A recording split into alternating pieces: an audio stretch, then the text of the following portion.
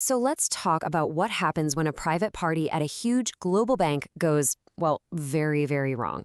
We're talking a lavish celebration, a really shocking performance, and a walkout that just blew the lid off a massive cultural problem. You see this quote right here? "We are sorry for any offense caused." That's the official word from Credit Suisse. But a public apology like this from a massive bank doesn't just happen. Something pretty serious must have gone down to force their hand.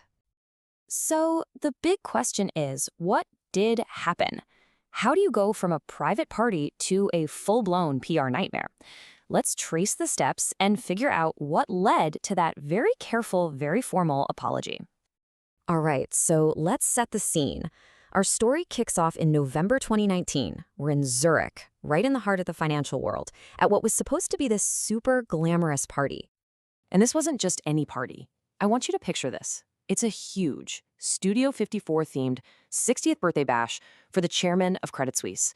We're talking, 70s disco, wild costumes, the whole shebang. It was a private event, but oh boy, the fallout from it was about to become very public. Okay, so here's where things really took a turn. The New York Times reported on two performances that just lit the fuse on this whole thing. First up, a black performer comes out on stage dressed as a janitor and starts dancing. And then, a bit later, some of the chairman's own friends get up and do a number while wearing afro wigs. Yeah, you heard that right. Now, these performances, they did not go unnoticed. And one guest in particular, a very important one, had a reaction that basically turned this whole thing from just a super awkward party moment into a massive corporate crisis. So who was this guest? Well, it was none other than the bank's own CEO at the time, Tidjane Thiam.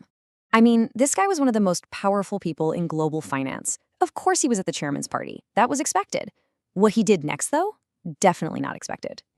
And to really get why his reaction was so significant, you have to understand something crucial about Tidjane Thiam. He wasn't just any CEO. At that time, he was the only black chief executive leading a major global bank. The only one. And that context is absolutely key to what happened next. So can you imagine? He sees these performances, and according to reports, he makes this silent but incredibly powerful move. He just gets up and walks right out of the room. It was a personal response, sure, but it was about to have huge public consequences for the whole bank. And here's another little detail that makes this even more telling. A friend of Thiam's later said that he never even got a personal apology. Now remember that, because it's going to stand in pretty sharp contrast to the very public, very formal statement the bank was getting ready to release. Okay, so that brings us to the bank's official response. The story breaks, it's out there, and now Credit Suisse has to scramble.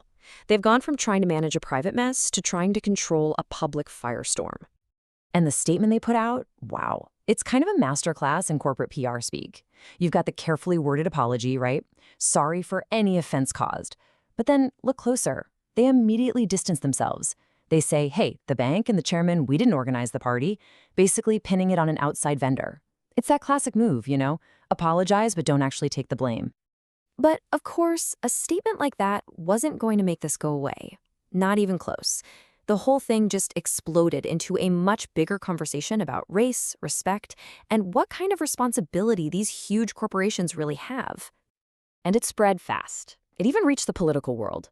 A UK member of parliament, Rushanara Ali, who sits on this important Treasury committee, came out and said she was shocked and appalled. Just think about that for a second. A private birthday party in Zurich is now being talked about in the halls of government. That's how big this got. So with all this backlash, Credit Suisse goes into full damage control mode. They start pointing to all their public diversity commitments. Look, we have a program for black talent. We signed the UK's Race at Work Charter. We have a zero tolerance policy. It was all designed to say, hey, that party was a one-off, a total mistake. It's not who we really are. And just to give you a sense of the scale we're talking about, at the time, Credit Suisse had around 48,500 employees all over the world. 48,000. And that really makes you wonder, right? How does a company that huge make sure its public promises actually match up with the real culture on the ground for every single one of those people? So when you put it all together, the party, the CEO's walkout, the public relations mess, you're left with this one really big question. And it's a question that goes way beyond just this one bank. Because what this whole incident really puts a spotlight on is the massive gap that can exist between a company's stated values, all the stuff they put on their website, and its actual internal culture. The stuff that happens behind closed doors, what's considered okay, especially among the people at the very top. And that's really the question I want to leave you with. When a company's public promises on diversity clash with what's happening in private, which one tells the real story? Is it the polished corporate values on the website? Or is it the unguarded actions of its leaders? It's something to think about for sure.